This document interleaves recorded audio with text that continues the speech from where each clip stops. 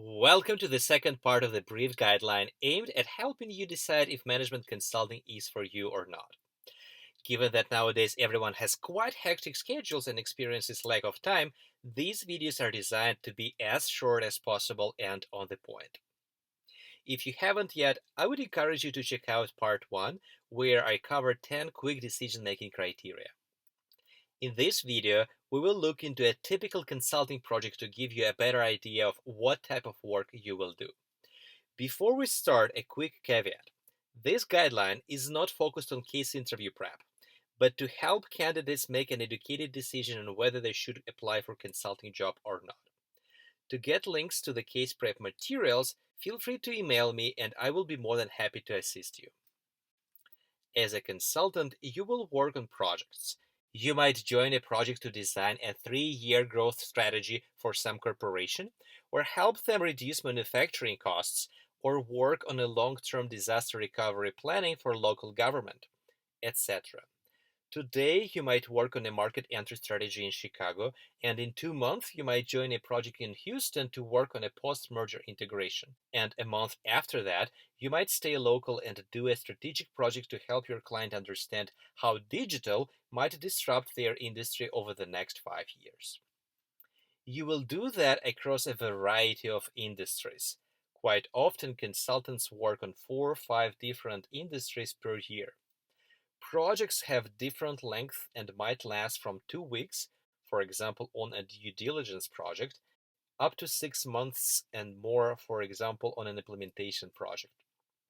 A consulting team is usually comprised of an engagement manager and 2 or 4 associates and business analysts. At a high level, the engagement manager structures the project and makes sure that all the work is done in time.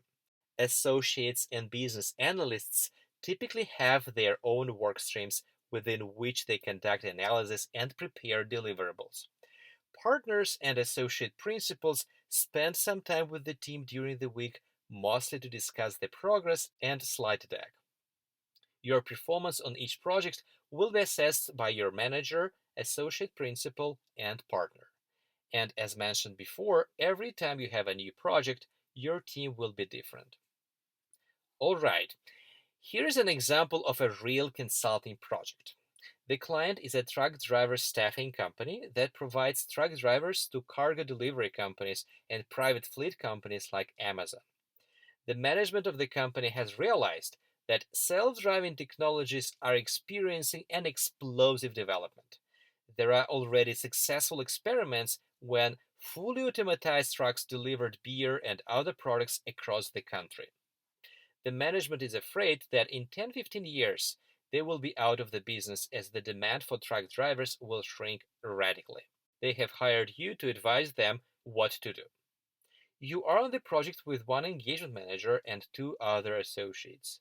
The client expects a strategy in 4 weeks. One of the high-level ways to structure the work on this project is, first, get a better sense of the status quo. Dig deeper into the company's business model based on the analysis of their service offerings, financials, client base, geographical footprint, market size, its current growth rate and projections, competitive landscape, etc. Develop interview guidelines and conduct internal interviews with all the involved executives to get their perspective on where the company should go and what the company's strengths are. Secondly, once the team understands the context of the client's business well, generate a long list of ideas of new business opportunities. For example, expand services and start offering warehouse employee staffing, as potentially it is a large market and it is aligned with the core competence of the company. Or, given that 3.5 million truck drivers in the United States will be replaced by self-driving technologies, the company might want to explore offering professional retraining program for truck drivers, or even therapeutical support, as a lot of truck drivers will face stress and depression. Once the long list of ideas is ready, start mining and analyzing data regarding the size of the potential market for identified ideas, level of market consolidation, expected margins, etc., to narrow down the list to a set of most promising business opportunities.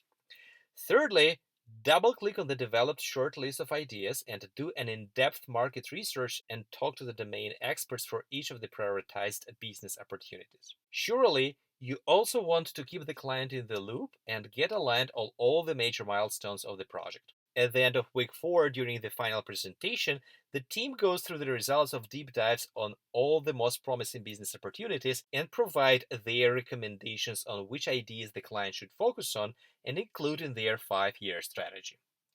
After week 4 is over, you are reached out by the staffing manager to let you know that next week you are working on a due diligence of a software company that offers IT tools for airlines. The kickoff meeting with a new team is scheduled for next Monday. Don't miss the last video, part 3, where you will find the pros and cons of going into consulting. If management consulting seems to be a great next step in your career and you plan to apply, then definitely sign up for online learning platform peterkthinkific.com. The portal will equip you with everything you need to become a rock star in your consulting case interview. It is smartphone and tablet friendly.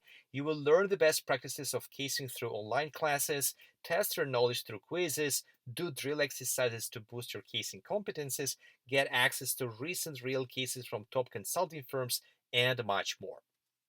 I hope that this brief overview of a real consulting project provides some insight into what you're going to do as a management consultant. I did my best to make this video as valuable as possible, so if you find it helpful, please don't forget to show your support by giving this video a like, subscribing to the channel, and turning on notifications for the channel as well, as this all does help me out and I really appreciate it.